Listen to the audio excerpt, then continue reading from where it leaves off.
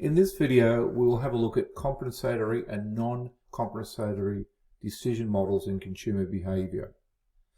Compensatory models look at the overall product offering, and strong attributes can make up for weak attributes, so they can compensate. Non-compensatory models is where we consider individual product attributes, so a weaker attribute is deemed as unfavorable. Okay, what we're going to do is look at a consumer buying a laptop. So the first thing we're going to look at is the compensatory model, and this is how we would structure it.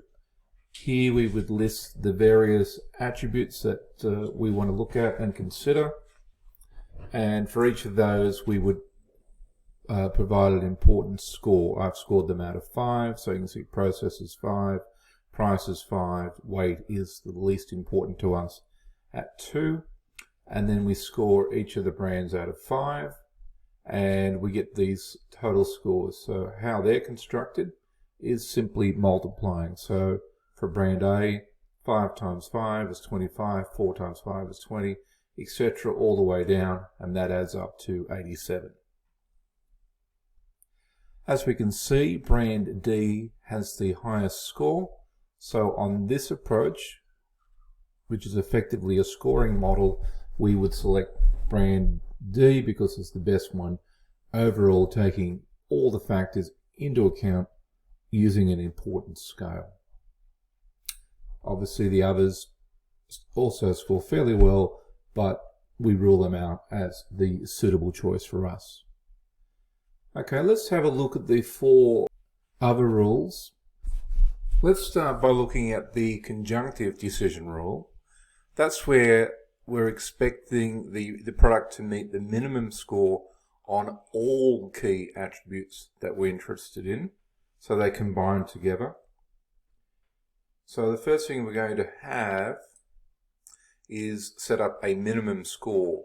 So what are we expecting for every single attribute? And basically we just work our way through and make sure they at least match all of them.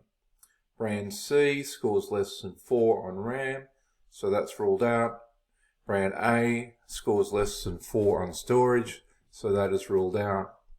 And the rest meet these minimums. So we actually end up with 2 suitable brands, either brand D or B.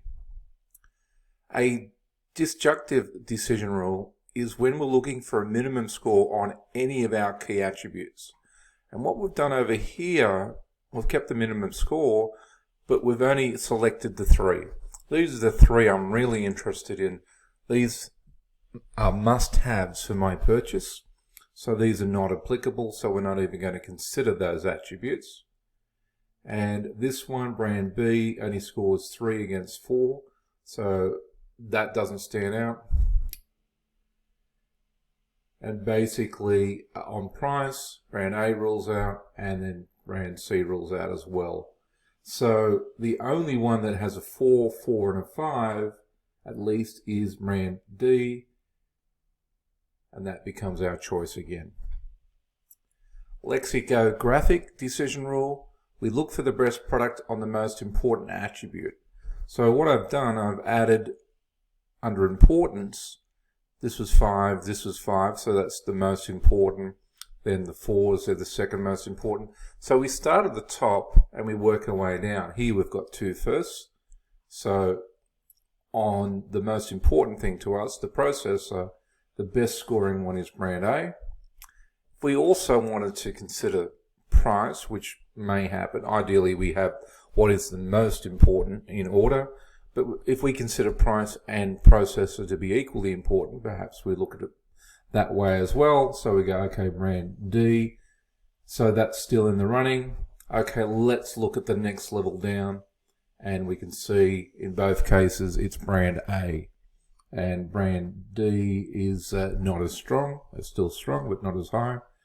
And that way brand A becomes the ultimate winner and the product that we would choose. Elimination by aspects, we start again in order. What I put over here is that they're the first ones, they're the second ones, they're the third ones. And we're going to work our way through, and we want a minimum score of at least 4 on each of these. So that's the first one we look at, processor. This only scores a 3, so brand B is out straight away. We come down here to price, and brand A is out because it's not a 4, and so A is out. B is out already, so we don't need to reconsider it. So C and D are hanging in there.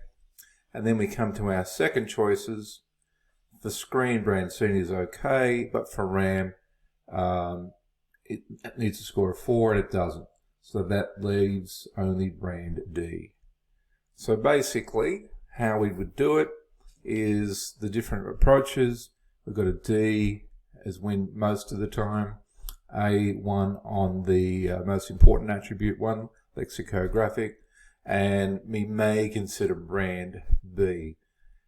Here is our results from our compensatory model, which we looked at initially, and it's interesting to note that obviously D is the strongest and tended to do quite well in whatever a decision approach we had, but brand C is the second strongest overall, but was not selected at any time. So hopefully that makes sense for you.